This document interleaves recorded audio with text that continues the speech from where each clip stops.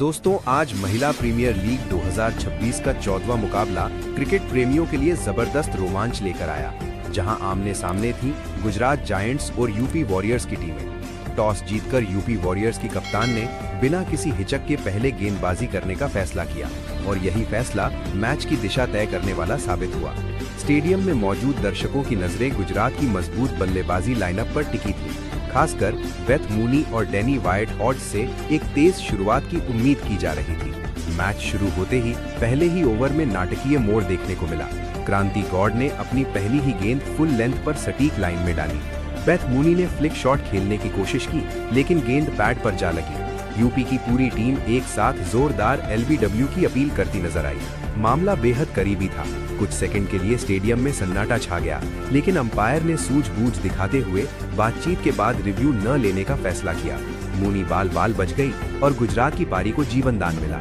इसके बाद क्रांति गॉड ने दोबारा सटीक गेंदबाजी की। मूनी ने आगे बढ़कर मिड ऑफ की दिशा में शानदार ड्राइव लगाया।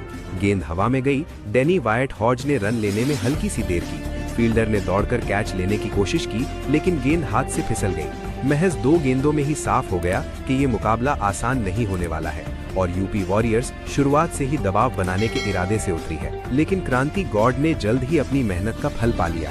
वो ऑफ स्टंप के बाहर लगातार लय में गेंद डाल रही थी और अनुष्का शर्मा को परेशान कर रही थी। गेंद हल्की सी स्विंग लेकर बाहर जा रही थी। अनुष्का खुद को कट शॉट खेलने से रोक नहीं पाई। बल्ले से हल्की सी आवाज आई और तुरंत फील्डिंग टीम ने अपील की। विकेटकीपर श्वेता सहरावत ने पीछे शानदार कैच पकड़ा और अंपायर ने उंगली उठा दी। अनुष्का 8 गेंदों में 14 रन बनाकर पवेलियन लौट गई, जिसमें 3 आकर्षक चौके शामिल थे। लेकिन ये विकेट गुजरात के लिए बड़ा झटका था। इसके बाद यूपी की अनुभवी ऑलराउंडर दीप्ति शर्मा ने मैच पर अपनी पकड़ और मजबूत कर ली। एशले गार्डनर बढ़ते दबाव में आ गईं और उन्होंने पुल शॉट खेलने की कोशिश की, जबकि गेंद न तो ज्यादा शॉर्ट थी और न ही खराब लाइन में। गेंद हल्की सी घूमी, बल्ला उसे छू भी नहीं पाया और पैड से लगकर सीधे स्टंप से जा टकराई। गार्डनर 12 गेंदों में सिर्फ 5 रन बनाकर आउट हो गई और गुजरात की पारी लड़खड़ाने लगी। यहीं से यूपी वॉरियर्स का आत्मविश्वास 7वें आसमान पर पहुंच गया।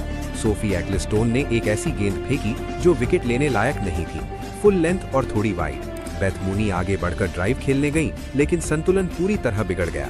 टाइमिंग खराब रही और गेंद सीधे मिड ऑफ पर खड़े फील्डर के हाथों में चली गई। 38 रन बनाकर पवेलियन लौटते समय मूनी के चेहरे पर निराशा साफ झलक रही थी। उनकी पारी में 5 चौके शामिल थे, लेकिन गलत समय पर आया ये शॉट गुजरात को भारी पड़ गया। मैदान पर अफरा तफरी का माहौल तब और बढ़ गया जब भारतीय फुलमाली रनआउट का शिकार हो गई। सोफी डिवाइन ने स्वीप शॉट खेला, टाइमिंग चूकी और गेंद हवा में गई। डीप मिड विकेट पर लिचफील्ड ने आसान कैच छोड़ दिया। दोनों बल्लेबाज रन लेने के लिए दौड़ पड़ी, लेकिन तालमेल बिगड़ गया। गेंद तेजी से अंदर आई। आशा शोभना ने फुर्ती दिखाते हुए स्टंप्स बिखेर दिए और फुलमाली को 5 रन पर वापस लौटना पड़ा। यूपी ने भले ही डिवाइन को जीवन दान दिया, लेकिन मिले हुए विकेट से संतोष किया। इसके बाद सोफी एक्लेस्टोन ने एक और बड़ा विकेट चटका दिया। उन्होंने सपाट और तेज गेंद डाली। गेंद हल्का सा स्किड हुई और काशवी गौतम ने जोरदार शॉट खेलने की कोशिश की। गेंद ऊपरी हिस्से में लगी और स्टंप्स उड़ गए। एक्लेस्टोन की दहाड़ के साथ यूपी की पकड़ और मजबूत हो गई। गौतम की 6 गेंदों में 11 रन की तेज पारी यहीं समाप्त हो गई। अंत में सोफी डिवाइन ने मोर्चा संभाला। उन्होंने एक छोर थामे रखा और दबाव के बीच जिम्मेदारी भरी बल्लेबाजी करते हुए शानदार अर्धशतक जड़ा। डिवाइन के आत्मविश्वास और अनुभव की बदौलत गुजरात जायंट्स ने संघर्ष करते हुए 20 ओवरों में 8 विकेट के नुकसान पर 153 रन बनाए। ये स्कोर सम्मानजनक जरूर था और गेंदबाजों के लिए बचाव करने लायक माना जा रहा था। हालांकि दूसरी पारी में ओस की भूमिका यूपी वॉरियर्स के पक्ष में माहौल बदल सकती थी। वहीं नई सलामी जोगी से यूपी वॉरियर्स को जिस ठोस और आत्मविश्वास भरी शुरुआत की उम्मीद थी, वो इस मुकाबले में बिल्कुल भी देखने को नहीं मिली। डैनी व्हाइट-हॉड्ज शुरुआत से ही लय तलाशती रही, लेकिन टाइमिंग और फुटवर्क में तालमेल की कमी साफ नजर आई। दूसरी ओर बेथ मूनी एक बार फिर बड़ी पारी खेलने के बेहद करीब पहुंच गई थी। उन्होंने संयम और समझदारी के साथ पारी को आगे बढ़ाया, लेकिन दुर्भाग्यवश वो एक गलत शॉट खेल बैठी और अपना विकेट गंवा दिया। उनके आसपास लगातार विकेट गिरते रहे, जिससे दबाव कम होने का नाम नहीं ले रहा था। ऐसे हालात में भी सोफी डिवाइन ने धैर्य नहीं खोया और आखिरी तक डटी रही। उनके अनुभव और शांत सोच का ही नतीजा था कि गुजरात जायंट्स किसी तरह 150 के आंकड़े को पार करने में सफल रही। अब समय था लक्ष्य का पीछा करने का और मैदान का माहौल पूरी तरह बदल चुका था। बड़े खिलाड़ी जल्दी क्रीज पर उतर चुके थे। मैग लैनिंग अपने चिर परिचित शांत अंदाज में मैदान में कदम रखती हैं। उनके साथ आक्रामक बल्लेबाज किरण नवगिरे मौजूद हैं। स्क्रीन पर 154 रनों का लक्ष्य चमक रहा है। रेणुका सिंह के हाथ में नई गेंद है। फील्डिंग सर्कल के बाहर फैल चुकी है। दर्शक खामोश हैं और हर किसी की नजरें पहली गेंद पर टिकी हुई हैं। और शुरुआत ऐसी जिसने सभी को चौंका दिया। रेणुका सिंह ने लेग साइड की ओर गेंद डाली। किरण नवगिरे ने फ्लिक शॉट खेलने की कोशिश की, लेकिन बल्ला हवा में लहराता रह गया। किस्मत का अजीब खेल देखिए, गेंद सीधे बेथ मुनी के पैड से टकराई और वहां से स्टंप्स पर जा लगी। अंपायर ने बिना किसी हिचक के उंगली उठा दी। किरण नवगिरे गोल्डन डक पर आउट हो गई। हैरानी की बात ये रही कि इस गेंद को वाइड भी करार दिया गया। लिचफील्ड ने सांत्वना देने के लिए उनके कंधे पर हाथ रखा, लेकिन नवगिरे सिर झुकाए पवेलियन की ओर लौट गई। यूपी वॉरियर्स को मुकाबले की पहली ही गेंद पर करारा झटका लग चुका था। इसके बाद सोफी डिवाइन ने फोबी लिचफील्ड के खिलाफ सटीक लाइन और लेंथ से गेंदबाजी करते हुए दबाव बनाए रखा। लिचफील्ड ने आगे बढ़कर शॉट खेलने की कोशिश की, लेकिन गेंद हवा में उछल गई। गेंद सीधे स्वीपर कवर पर खड़ी अनुष्का के पास गई। उन्होंने समझदारी दिखाते हुए जोखिम भरा कैच नहीं लिया और गेंद को जमीन पर गिरने दिया। सिर्फ 1 रन मिला, लेकिन लिचफील्ड के चेहरे पर निराशा साफ छलक रही थी। फील्डर हर पल सतर्क नजर आ रहे थे और गुजरात की टीम दबाव बनाने में सफल हो रही थी। लेकिन इसके तुरंत बाद लिचफील्ड ने शानदार जवाब दिया। काशवी गौतम ने मिडिल स्टंप पर शॉर्ट लेंथ गेंद फेंकी। लिचफील्ड ने आगे बढ़ते हुए बेहतरीन टाइमिंग के साथ शॉट खेला। गेंद इनफील्ड के ऊपर से निकलते हुए फाइन लेग बाउंड्री की ओर दौड़ पड़ी। ये एक पूरी तरह सोची समझी रणनीति के तहत खेला गया खूबसूरत शॉट था। स्कोर बोर्ड में 4 रन जुड़ गए और लिचफील्ड का आत्मविश्वास बढ़ता नजर आया। लिचफील्ड इस समय बेहतरीन फॉर्म में दिखाई दे रही थी।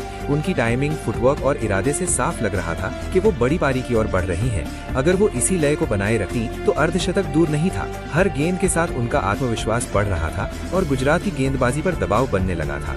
इसी बीच रेणुका सिंह ने एक बार फिर लेग साइड में शॉर्ट लेंथ गेंद डाली। हरलीन देओल ने फ्लिक करने की कोशिश की, लेकिन गेंद को पूरी तरह मिस कर गई। स्टंप्स के पीछे खड़ी बेथ मूनी ने फुर्ती दिखाते हुए गेंद को सुरक्षित कैच कर लिया। एक और वाइड के साथ स्कोर तो बढ़ा, लेकिन बल्लेबाज पर दबाव और गहरा गया। पारी की शुरुआत से ही यूपी वॉरियर्स संघर्ष करती नजर आ रही थी। इसके बाद एशले गार्डनर ने अच्छी लेंथ की गेंद फेंकी, जो तेजी से अंदर की ओर घूमी। क्लो ट्रायन ने एक कदम पीछे हटे हुए संतुलन बनाया और गेंद को शॉर्ट फाइन लेग की दिशा में हल्के हाथों से खेलकर 1 रन लिया। ये एक समझदारी भरा शॉट था। ट्रायन बिना किसी जल्दबाजी के पारी को आगे बढ़ा रही थी और स्कोर बोर्ड को धीरे धीरे चलायमान रख रही थी। फिर आया मैच का एक बड़ा और निर्णायक पल। गुजरात की टीम ने जोरदार एलबीडब्ल्यू की अपील की। गेंद सीधे पिछले पैर पर लगी थी। बल्ले का कोई संपर्क नहीं था। अंपायर ने इसे नॉट आउट दिया, लेकिन फील्डिंग टीम संतुष्ट नहीं थी और रिव्यू लिया गया। अल्ट्रा एज ने साफ दिखा दिया कि बल्ले से कोई संपर्क नहीं हुआ था और बॉल ट्रैकिंग में गेंद स्टंप्स की लाइन में नजर आई। स्टेडियम में कुछ सेकंड तक सन्नाटा पसरा रहा, लेकिन अंत में अंपायर का फैसला बरकरार रहा। बल्लेबाज बच गया और मैदान पर तनाव और रोमांच दोनों अपने चरम पर पहुंच गए। इसके बाद एशले गार्डनर ने फुल लेंथ की गेंद डाली। दीप्ति शर्मा ने आगे बढ़कर बल्ले का मुंह खोलते हुए गेंद को पॉइंट के पास से बड़ी ही नजाकत से निकालकर 1 रन चुरा लिया। ये एक क्लासिक और पूरी तरह नियंत्रित शॉट था। स्टंप्स के पीछे खड़ी मूनी की आवाज गूंजी, वाह ऐश, बहुत बढ़िया। लक्ष्य का पीछा करते हुए मैदान पर हल्की फुल्की बातचीत और प्रतिस्पर्धा का माहौल बना हुआ था। अंत में दोस्तों मुकाबला पूरी तरह रोमांचक मोड़ पर आ चुका था। हर रन की अहमियत बढ़ गई थी और दोनों टीमें जीत के लिए पूरा जोर लगा रही थी। अंत में ये मुकाबला गुजरात की टीम जीतने में कामयाब रही। तो दोस्तों इस वीडियो में इतना ही। मिलते हैं अगले वीडियो में अगले मैच की दमदार हाइलाइट्स के साथ। तब तक के लिए धन्यवाद।